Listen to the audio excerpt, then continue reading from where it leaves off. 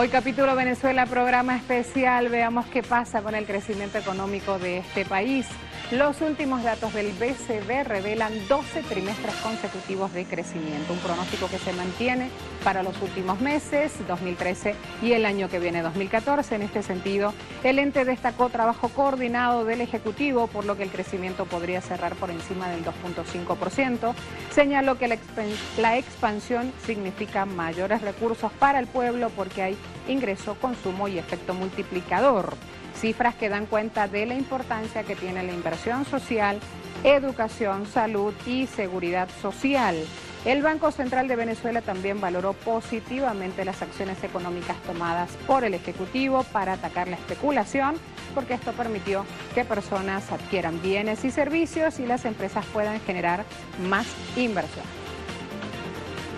A esta hora vamos a sumar en nuestro programa a nuestro invitado del día, el doctor Alfredo Serrano Mancilla, doctor en Economía, miembro del Centro Estratégico Latinoamericano de Geopolítica, el CELAC. Doctor, bienvenido, ¿cómo le va? Le damos la bienvenida desde Caracas hasta ahora. La pregunta es, ¿por qué la guerra económica? Y si hay guerra económica y si hay burguesía parasitaria, ¿por qué le siguen dando dólares? Preguntas del colectivo popular a esta hora, doctor.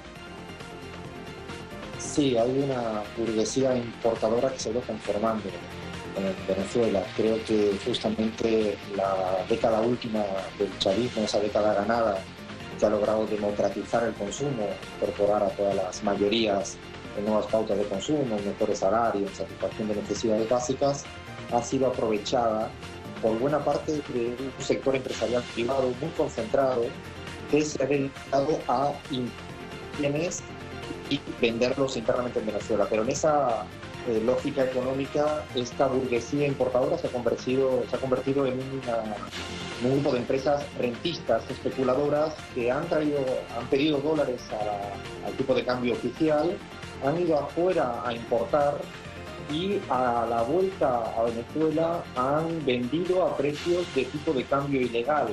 Y además de eso se han quedado con dólares, algunos lo han dejado en cuentas en el extranjero, que explica buena parte de la fuga de capitales en el último año. Otra parte de los dólares que han traído a Venezuela han sido utilizados justamente para este mercado ilegal del dólar. De tal manera que esta burguesía importadora, especuladora, rentista, ha sido verdaderamente desestabilizadora en este año 2013 en la economía venezolana. ¿Cómo influye ahí el plan de la patria, un plan que ya está en marcha, sobre todo pensando en el futuro, en el 2014 para Venezuela? Es una respuesta de una verdadera transformación en la economía real frente a esta economía ficticia, esta economía especuladora, economía de casino.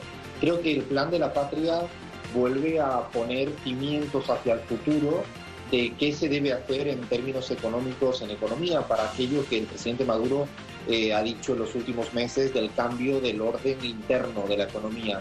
Por lo tanto, lo que ha hecho el Plan de la Patria es volver a realzar la importancia de verdaderamente cambiar la matriz productiva, lograr que haya verdadera producción nacional venezolana, incorporando a los pequeños, a los medianos productores, para que no haya una dependencia de esa burguesía importadora, esa burguesía especuladora, y verdaderamente permite hacia futuro plantear también cuestiones centrales, como no dar por válido el mito de la inflación e intentar estudiar bien cómo se conforman los precios. Ese Plan de la Patria plantea líneas concretas de cómo deberían de ser una economía hacia un precio justo, donde no hayan que pagar precios usureros, donde haya unas tasas de ganancia de que me mostrabais en el reportaje por encima del 1000%, algo bastante extraño en cualquier incluso lugar del sistema capitalista. Me parece que el Plan de la Patria da un salto hacia adelante después de esta década ganada, para que la próxima década, la década